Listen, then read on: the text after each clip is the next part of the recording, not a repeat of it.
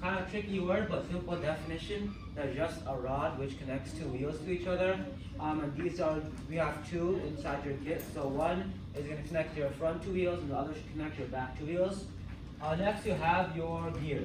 So your gears are simply just those white circular pieces, plastic pieces, which have teeth that have like sort of like marks on them called gear teeth.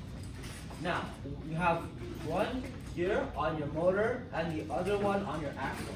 And when two of them combine together, they move the wheels. So when the wires connect to this motor, the motor starts spinning, the motor hits this axle gear, the axle gear spins, and then your wheels should start spinning as well. So it's important for your motor gear and axle gear to mesh with each other, and they should be touching each other, because if they're not, then the motor gear will move, but the axle gear will just stay flat. And the reason that the axle gears are